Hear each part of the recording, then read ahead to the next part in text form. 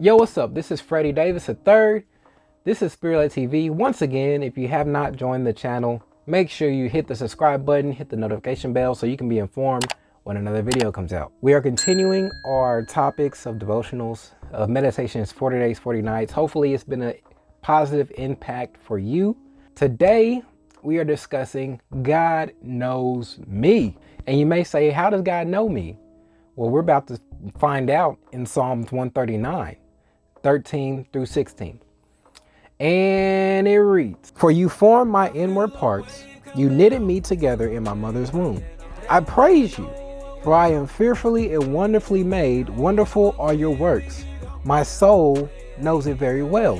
My frame was not hidden from you when I was being made in secret, intricately woven in the depths of the earth." Intricately woven? That's bars.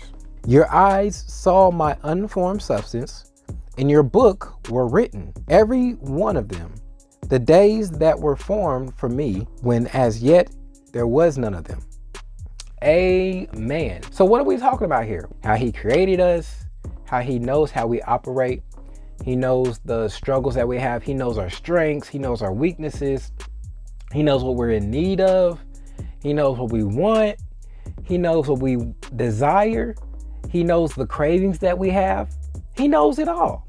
So why is it important to know that in this meditation 40 days, 40 nights? The importance of that is because the fact that regardless of all the things that he knows about us, he still longs to be with us.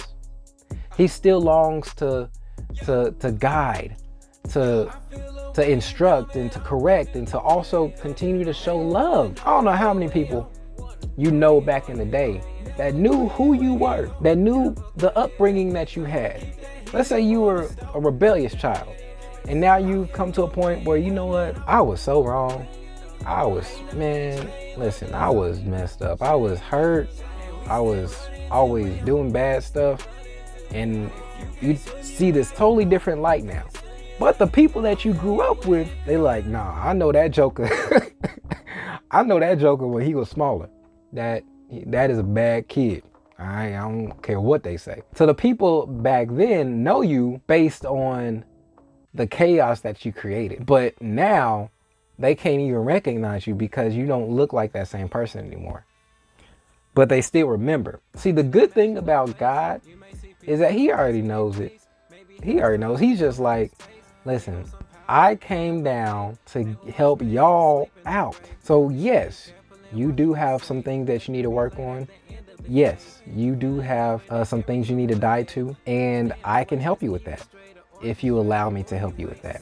So the first thing that we need to know is that God knows me. And that is a good thing. It's not a bad thing. It's a great thing that God knows me, because what that means is in my walk with him, he's going to show me and reveal to me the things about myself that I didn't even know. That's going to help me to be more freer in him. He's going to help me to see things in a way that will bring revelation to myself and make me go, ah, that's why. Because I remember it was probably like a year or so ago. I was driving, right? And I was kind of like, not upset, but I was like, God, like with all the things that people that I could have an issue with, why was it pornography and, lusting or whatever like that? And so I was driving around and I was talking to God, and God revealed it to me. He said, the reason why you were struggling with that is because you're really battling loneliness. And I said, huh?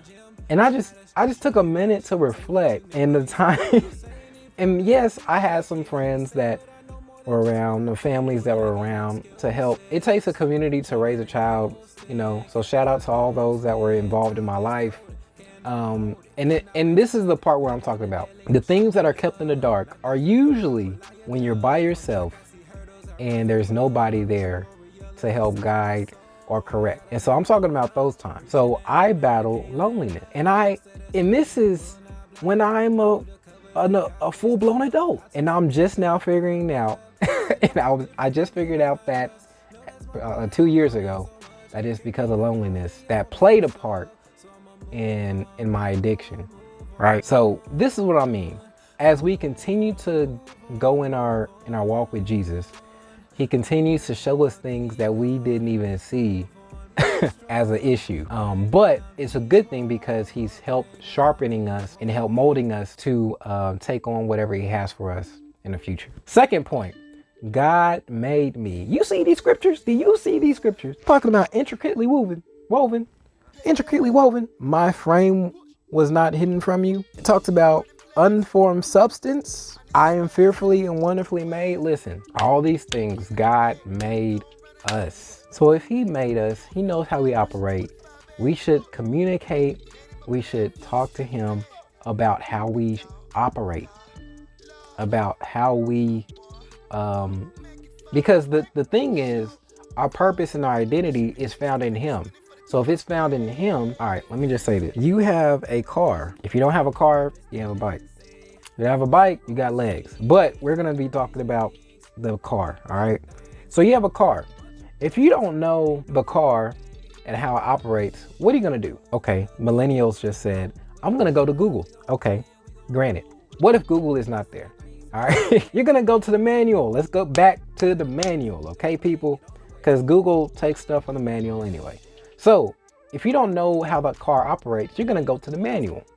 You're going to read the manual. You're going to find out what this on switch does, what this switch does, you know, this and that and the third.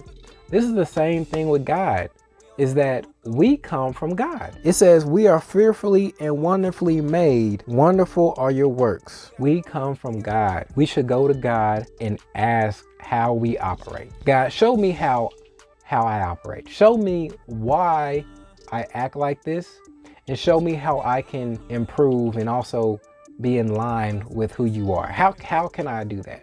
Help me to see. And at that point, he's going to show us how we should move.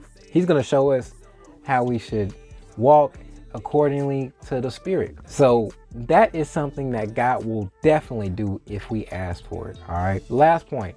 God has counted me. This is a great point because God created time so we could exist in time. That's how much of value that God sees in us, that he created room in time for us to exist. For what? For a purpose, for a plan for our lives. He didn't just place us here just, all right, cool, you're here, enjoy. He wants us to enjoy life. Yes. He wants us to experience life. Yes. He wants us to be obedient. Yes. Also, he wants us to bring people to him. God wants us to experience everything that he has for us down here on earth. That doesn't go away just because you act up, just because you miss the mark, just because you have these struggles. It doesn't go away. His purpose and plan for you is still there. Not think, I know that he still has it for you. Why? This is why. We have what is called intrinsic value to God. The intrinsic value makes us essential to God.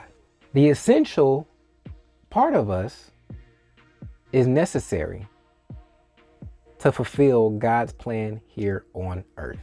Now, why can I say that we have intrinsic value? In verse 13, it talks about knitted me together in my mother's womb. See, intrinsic value is not based on the external attributes that we have. It's not based on the good characteristics that we have. It's not based on how many times we prayed. It's not based on how much Bible we read. It's intrinsic value is based on the inside of you, how he knitted us together. The the initiation of your soul, of your well-being was made by God. So he has invested in us intrinsically. So we have intrinsic value to God. I don't care how much you backslid. I don't care how much you think you've gone off the rail. God still has a purpose and a plan for your life. I'm telling you, this is David writing this. And I want y'all to know that there are people in the Bible, not just characters. These are actually real people that existed, okay? That struggled with some things as well. And so I want you to know that God has still purpose for you, man.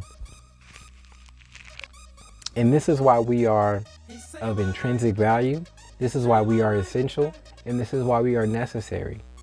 The only thing that stands in the way is our willingness to die to ourselves. This combination of devotionals is dedicated to those who are struggling with bad habits, addictions, low self-worth, don't know who you are in Jesus, still trying to figure yourself out, struggle with sexual immorality, cheating, pride, still needing healing in some areas.